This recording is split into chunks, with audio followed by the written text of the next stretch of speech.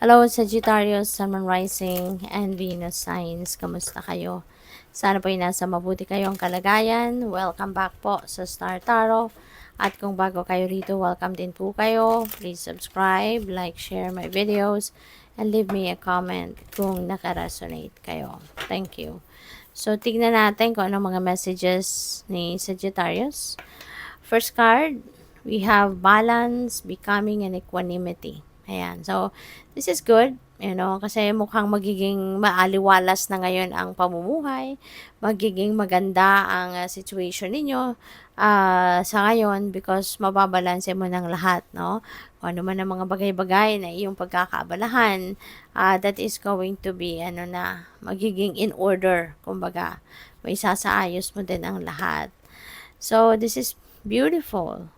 There is completion, there's release, change is going to happen. Yung pagbabagong ito kasi meron kang ma-accomplish na dito eh. Meron kang mga ginagawa rito na matatapos mo na, kumbaga. So, that is going to change na your schedule, your routine, yung ganon or situation. So, pwede related sa trabaho, ito. This could be a task, no, at hand na matatapos mo na. So, congrats. This is also a time of releasing, no. Autumn season ito eh. So, this is a time for releasing. This is a time for purging, letting go of things, people, situation. Kaya magbabago din talaga ang inyong sitwasyon kasi merong mga bagay, tao, or situation na tatanggalin mo na sa buhay mo. Puputulin mo na yung connection nito sa buhay mo. So, we also have Wheel of the Year. Ayan. So, yeah, may ending kasi. 'Di ba? Yung completion is an ending. Kasi matatapos mo na eh, or tapos mo na yung isang bagay. Kaya, yun, when there is ending, there is beginning. So, merong napipintong pagsisimula ng bagong chapter sa buhay mo. So, talagang marami ang pagbabago and it feels like to me that this is a very optimistic move or happenings in your life, no? Maganda eh. Maganda yung vibe na lumalabas sa mga cards na to. Kaya most likely, ito na yung pagbabagong ikakaganda ng inyong buhay, pagbabagong ikakaganda ng iyong mga sitwasyon, sa kung ano mga area of life ito. So, yun, good luck sa'yo.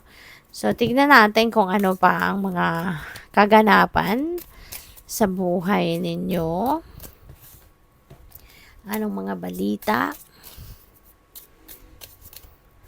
So, we have Diamond. You will be receiving or giving a precious gift. So, pwedeng ikaw ang magbibigay ng isang mahalagang regalo, importanteng regalo, or ikaw yung makakatanggap nito. So, regardless kung ano yan, whether you are the receiver or you are the benefactor, 'di ba? Masaya kapag tayo nakaka-receive, masaya kapag tayo nakakapagbigay ng taos-puso nating binibigay, masaya din, hindi ba? So, pwedeng alahas yan, pwedeng kaperahan yan, that could be, baka mayroong magpapamana din sa inyo, ng alahas or ano pa bang form of kayamanan, bahay, lupa, there is some precious, material things na pwedeng may magbibigay sa'yo.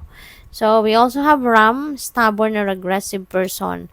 So, you may be dealing with a person like this. Kaya, masusubukan dito yung pasensya mo, masusubukan dito yung maturity mo, di ba? Kaya, sana, as much as possible, kung sino man ito, mas mabuti siguro na deadma ka na lang, wag mo na lang pansinin, di ba? Kisa mabwisit ka pa. So, what else? We have egg, success assured with good plans and hard work. Ayan. So, parang yan, reminder yan para sa'yo. 'Di ba? Na ikaw ay magtatagumpay, no? Yung tagumpay ay mapupunta sa'yo. Makukuha mo, provided, na yan ay pinagplanuhan mo ng maigi at pinagsikapan mo. 'Di ba?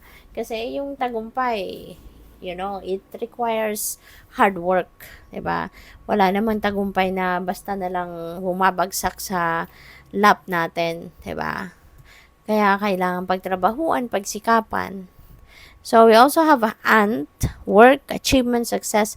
So, baka mayroon kayong bagong trabaho, pwedeng meron bagong work dito, opportunity na dadating. Maybe you're going to embrace a new job, or pwedeng yung work na to at ang achievement and success na to ay sa trabaho ninyo, sa current na trabaho ninyo. 'Di ba? So, maaaring meron kayo na talaga ngayon, tagumpay. So, maaari, no, na may mga completion na yan is related to your work, related sa inyong career, no? So, maa-achieve mo na ngayon ang goal mo, kaya yan ay tagumpay mo.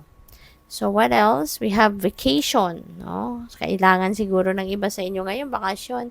Diba? Baka napagod kayo, na-stress kayo doon sa hard work na ginawa ninyo dahil dyan sa mga completion na yan, ano? So, we also have wishbone. Napakaganda, napakaswerte, Sagittarius. Kasi there is a wish, no, na magagrant na sa'yo. There is a wish that is coming to fruition. So, ang galing, 'di ba? So, ayan, ngayon pa lang ipagpasalamat mo na, no? Kung hindi mo pa man ito nakukuha, hindi mo pa man ito nare-receive, ngayon pa lang ipagpasalamat mo na para tuluyan na tong lumapit sa'yo, tuluyan ang ibigay sa'yo. Or, baka naman ang iba sa inyo nakuha nyo na. Diba? So, kung yan ay nakuha nyo na, na-receive nyo na, kung ano man itong wish ninyo, nag-come to fruition na, ay huwag ninyong kakalimutang magpasalamat. Okay? Na, yun nga, 'di ba, pinakinggan na yung dasal mo. So, a meeting with a stranger could be important. Baka meron kayong mga makikilalang bago, or there could be someone, no, na mga bago mong makikilala sa ngayon. Okay? So, what else? We have money path. A path with money is waiting for you to find it. So, meron ditong